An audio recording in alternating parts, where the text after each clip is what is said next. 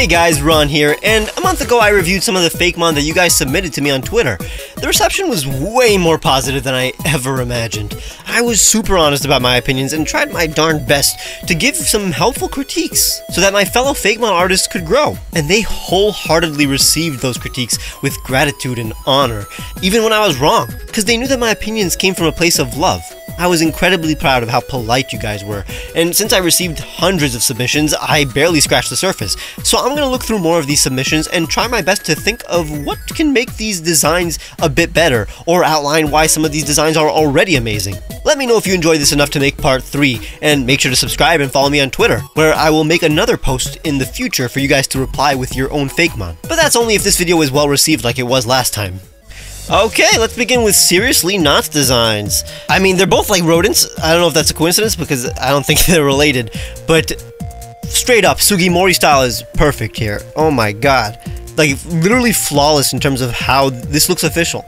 Again, like I said last time actually, if you want this thing to be a bit cuter, just like a lot of starters and even Pikachu clones, a bigger forehead would help that. Maybe even smaller eyes. This eye looks way bigger than the other, but that's more like art critique instead of Pokemon critique. But if you just lowered the eyes a bit, made this one a little smaller, it would be a flawless Pikachu clone. Because then the forehead would be a little bit bigger, which, you know, makes it look more like a baby. And that's what you want Pikachu clones to look like little babies. This thing is flawless though. This is amazing. This reminds me of a design that I made, and honestly, you did it better.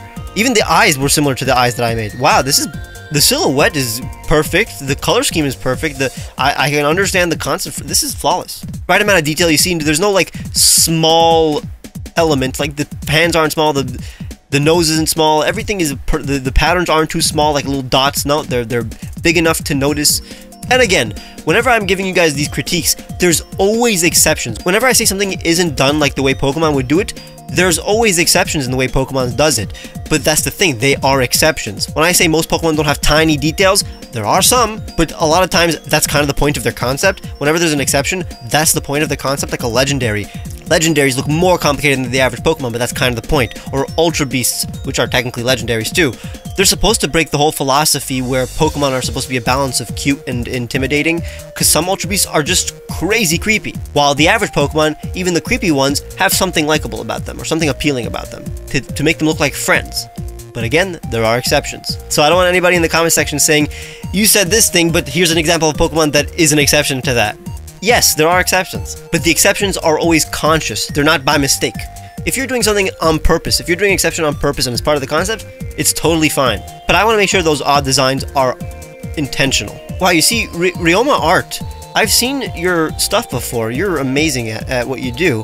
But even though this is an amazing concept and design, this is too much going on for an actual Pokemon.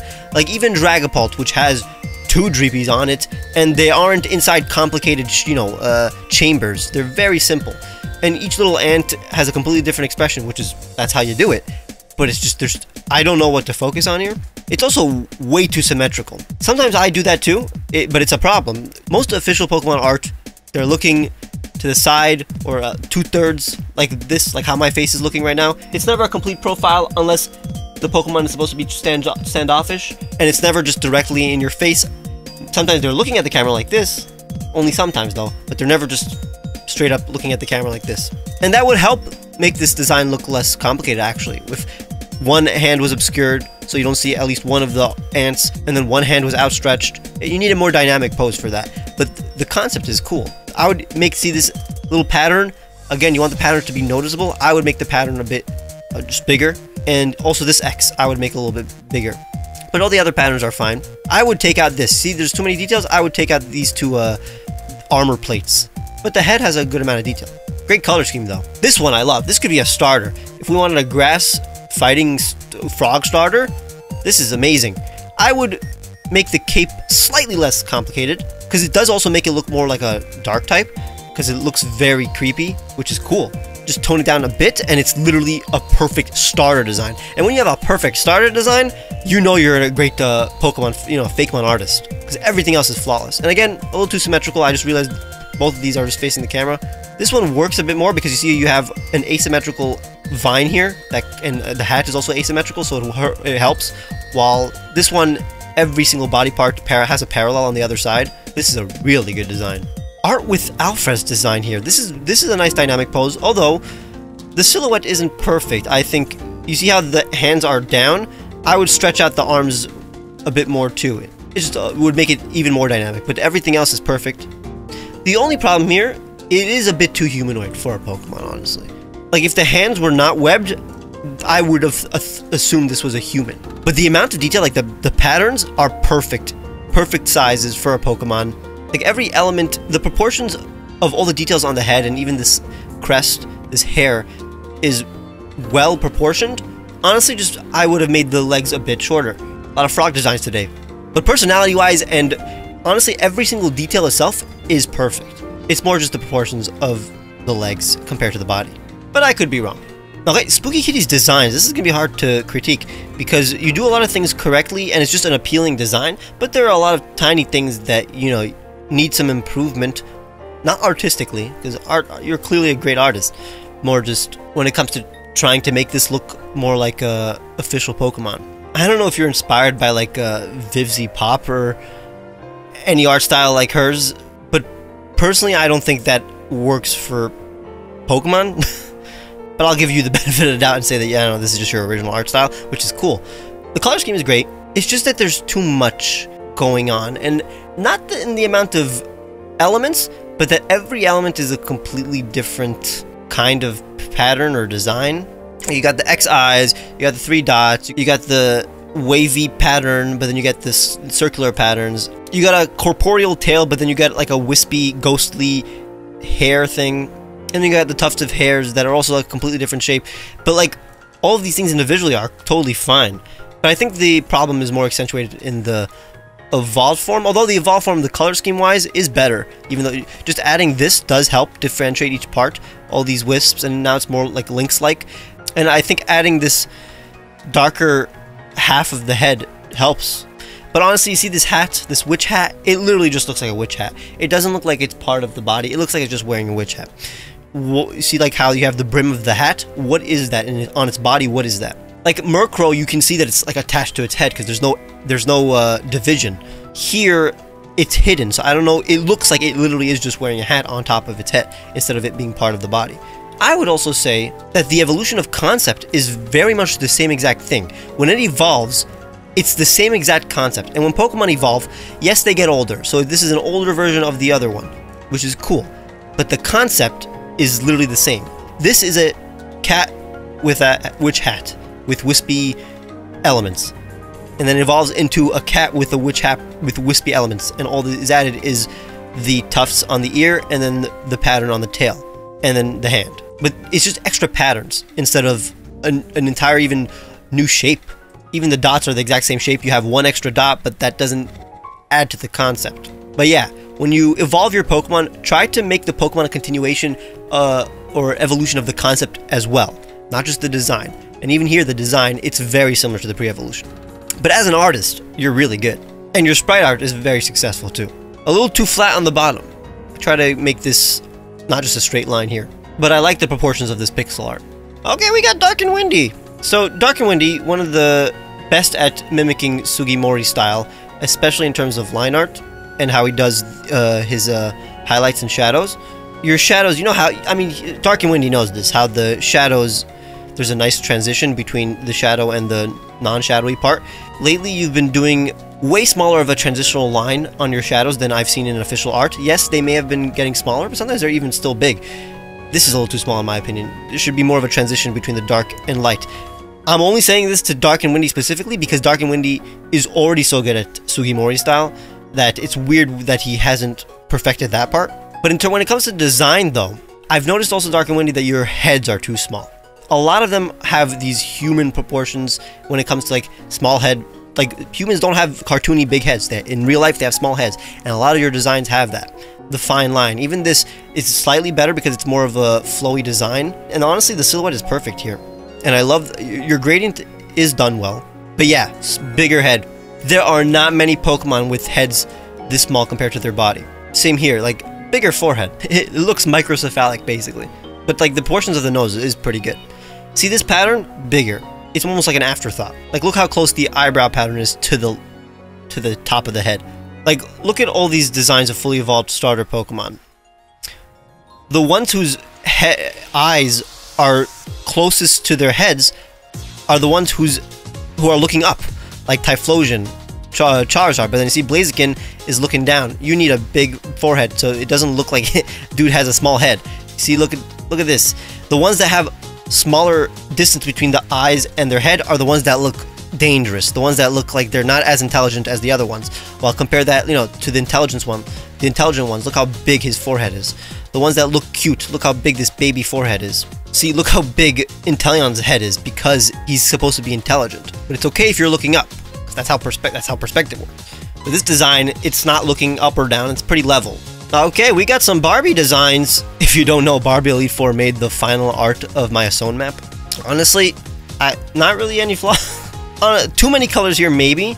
You could have taken these 2 colors out. But other than that, it's really good. Like, you know why it does so well? Also, you see, look, big forehead. Big forehead.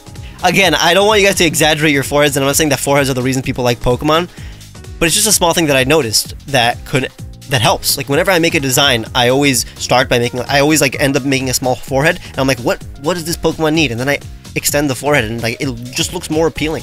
Foreheads are bigger than you think. This is like your mascot. This is a really cool Gengar. Like, again, flawless. Retro Wooper. What are these? These are like, just artistically, these are really good looking. Like, before even critiquing them as Pokemon, this is just good art. I'd want this as a tattoo. But if you were to make this as a Pokemon, you would not be able to have all these patterns. It's hard to critique this because it's so not in Pokemon style, and so it's really well done, whatever art style this is. If it was like a legendary, maybe this would work. Now, this may be my fault because I don't have the concepts in front of me. I don't know what these designs are supposed to be. Like, maybe there's something very clever, but they're very just like cryptids. They're not, the concepts themselves aren't what Pokemon usually are. These just look like mythical creatures from a different franchise, which is cool. But usually Pokemon are a combination of things from the real world and like various myths and animals together, and they look like the animals in the world. Like, I like this a lot. I don't know why I'm being so harsh on this, because this is literally some of the best art that we're seeing today. But then again, this kind of proves how just having amazing art doesn't make it look like a Pokemon. You still have to make it feel like it's part of the franchise, and this is not even design-wise, it's fine. It's more conceptually that is the problem. Like, concept-wise, these are just cryptids. These are just like mythical figures. Even if you were just to draw a cool dragon, even if it was to look cartoony, that doesn't mean that it's a Pokemon. Pokemon concepts, and this is from Sugimori himself, the guy who established almost all of these rules. Pokemon, when you're making them, you gotta think about almost what they eat, how they live in life, how they use their powers. And when it comes to also what they're based on, they aren't just whatever they're based on, but in Pokemon style. So for example, you have Abomasnow, based on Abominable Snowman, but it's not just an abominable. I can't say abominable. It's not just a Yeti. It also looks like a tree. It also has tree elements on it because it's also based on how evergreen trees with snow on top of them kind of look like Yetis. Mawile is based on the yokai Futakuchi Onna, but basically a woman with a mouth in her head. But Mawile isn't just a woman with a mouth on her head. She is now this little tiny creature with a horn that has a mouth. I may just not know what this is based on, but it literally just looks like a completely original creature that could be based on something, but just based on one thing. While most Pokemon have multiple concepts, they aren't just this cool creature that you designed. They are a clever combination of multiple things. But this is why in the future, please add a description of what your Pokemon is. I mean, it's not your fault I didn't ask you guys to yet, but I think it's a better idea to tell me what your Pokemon is, like the whole concept. That way I'm not misinterpreting it. So this is like totally my fault. But some of the best art, I cannot do this. But this doesn't look like a Pokemon to me. It may to some of you guys though. Honestly, this is a perfect example of the kind of concepts Pokemon has. You see, it's not just a bug. It's a bug with a flashlight that evolves into a bug with a disco light. And you see, it's not just a bug with a flashlight that evolves into a bigger bug with a flashlight. It's a bug with a flashlight that evolves into a concept that is different but related, or an evolution of the previous concept. It's not just one light, now it's multiple lights. And you see here, even though it's creepy, it's still cute because it got a big eye. Same thing here. This is the exact kind of concept Pokemon would have.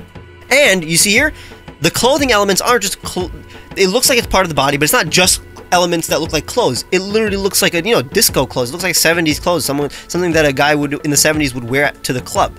But it's still subtle enough that it just looks like its body. You can't even notice that unless you really knew about the origin. And it gives contrast to the rest of the body, which is mostly black. You have now white, which all helps it also differentiate from the pre-evolution, which is just black, because the flashlights are usually just black. Fantastic. Honestly, don't think that this pattern on the wing is necessary. It could have honestly just been the same pattern as the disco light. I would have personally liked that more, but it's not. It's just already a really well executed concept. Now we got Fakeramon's designs. I really like the art style here. Like, it's literally not Sugimori, but it's a really good art style, and it doesn't impede the designs. It doesn't make it look less like Pokemon, at least art style wise. What makes it look less like a Pokemon is basically that, again, this has the same flaw as some of the previous designs.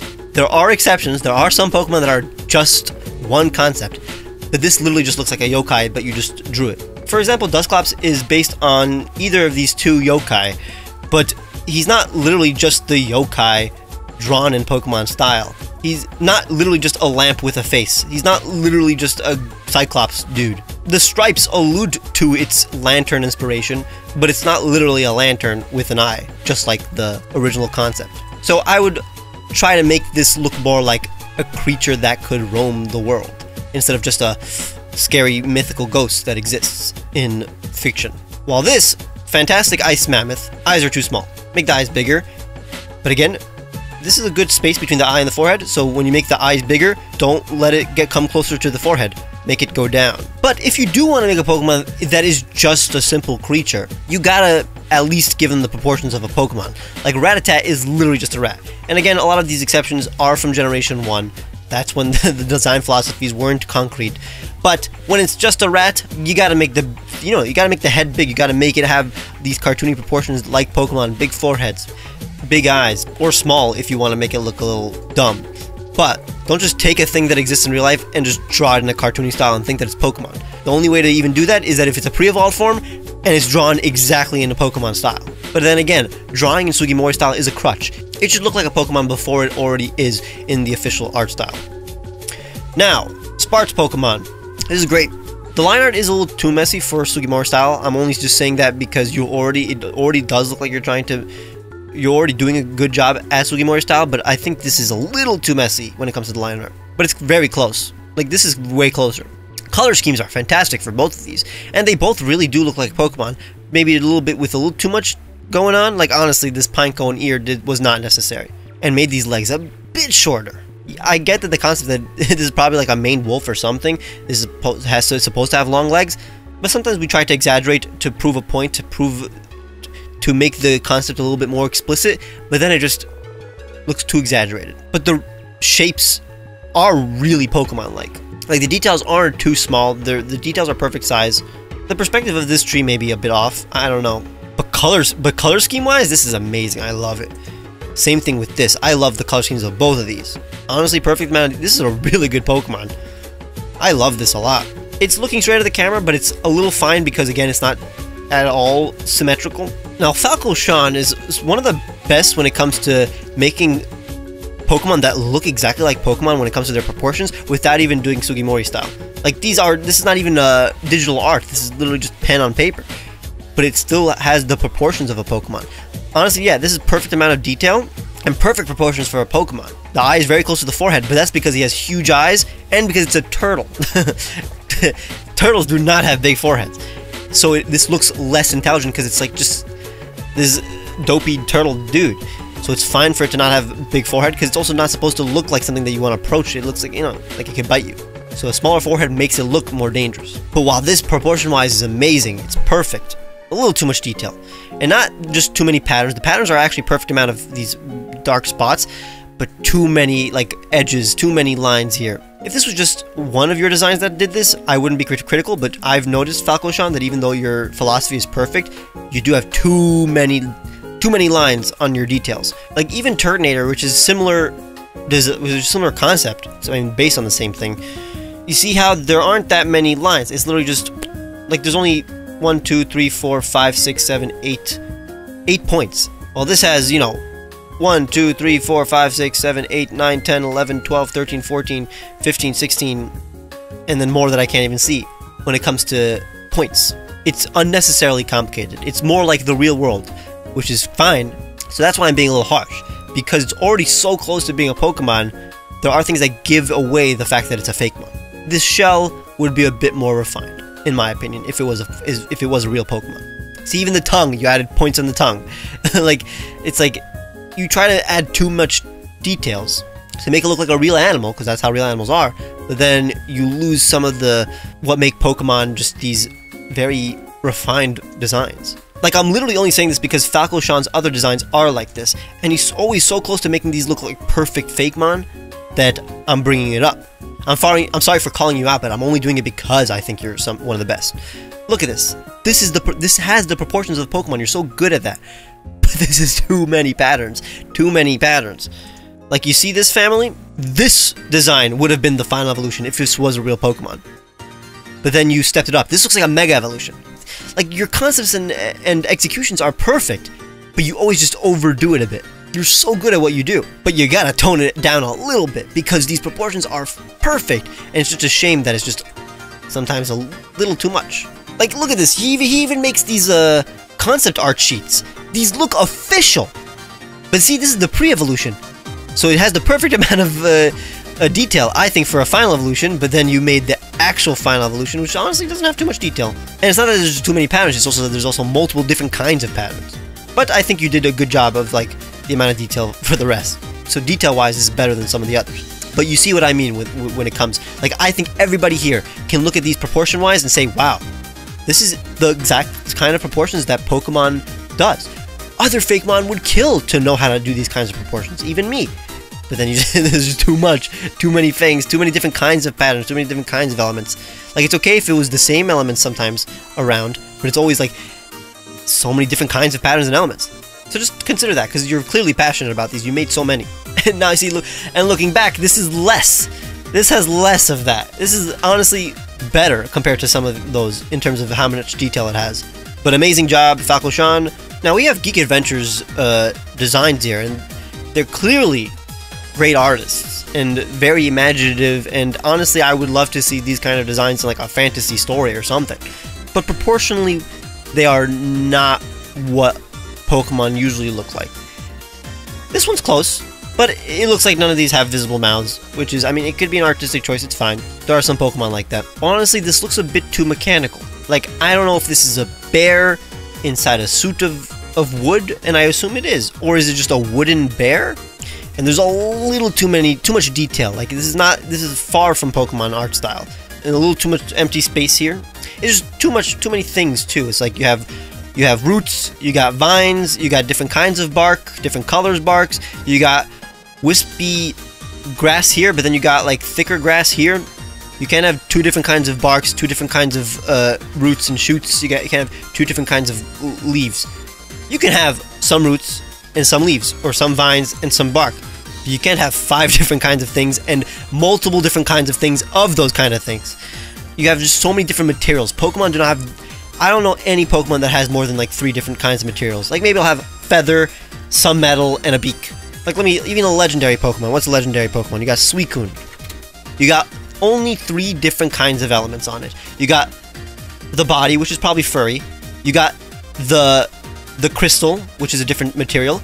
And then you got the wispy. I would say the cloud and the tail are kind of the same material. So that's 3 different materials, even for a legendary. What's a more complicated legendary? Volcanion. Honestly, this is all one material. Let's have a more complicated grass type, like let's say Zarude, which is closer to your design.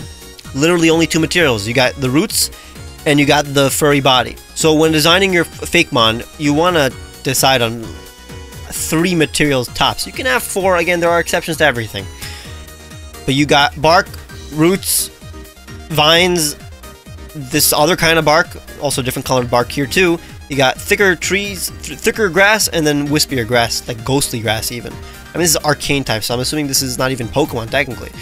But the head is also way smaller than how just a final evolution would be. Again, it's part of the design, and if this wasn't Pokemon, this is a cool creature for a fantasy world. For a Pokemon, the proportions are not even close to what Pokemon's proportions are. This is a great design that evolves into a nice... You see, this is a cool evolution of the concept. Like, it's not just a snake that becomes... I don't know. It's not just a millipede that becomes a bigger millipede or something. It's a millipede, and now this millipede kind of transforms into a fighter. but it's still clearly the same family, which I like a lot. And it's not like it literally has too many lines, because for example, Sock may have these similar patterns, Sock and Throw, but so many different kinds of lines. You have the lines that segment the body, but then you have the lines that are part of the pattern, but then you got the lines that are like part of the legs, but then you have different shapes for the different legs. You want it to be more cohesive. This one's way better in terms of that. You don't have just so many different kinds of body parts here. I like it a lot. This would be a cool Pokemon. It looks like it can transform like a Lego or like a toy. It looks like an action figure, which I like. And you see, it's not just a millipede. It's not like this millipede that you discovered and you drew it in Pokemon's art style. You combined it with a different concept, and it's a very innovative bug type, and it looks like a fighting type, obviously. And that is it for now. Now, I did not get to cover even more than half of these designs. I mean, I saw a lot of designs. I did look at them off the recording. Either they were just too good that there's nothing to talk about, or they're just not there yet, that there isn't enough to talk about. But regardless, give a round of applause for everybody who submitted. Again, this takes a lot of confidence to let other people critique your designs, and also a lot of drive to want to improve. If I do make a part 3, which is all based on whether or not this video gets a lot of likes and a lot of views, because that's just how it is on YouTube, reply on a post that I will specifically make on Twitter. Don't just send me these things. You have to reply to the specific tweets where I ask you to reply with your Fakemon. Don't just give me the same Fakemon that you submitted to this previous post, because I may have seen them but just didn't critique them. Make sure to check out part 1, because there's just different advice in that video and a bunch of different Fakemon. But if you want to see my own Fakemon, go check out my Fakemon art videos, where I create Pokemon based on so many different things. I even make type swaps, I make pre-evolutions to legendaries. Check the descriptions to all my socials, especially my Twitter, where you need to follow if you want to participate in this. And subscribe to know when that next video comes out, if it does. Or if you just want to see more of my art videos. I'll see you guys very soon.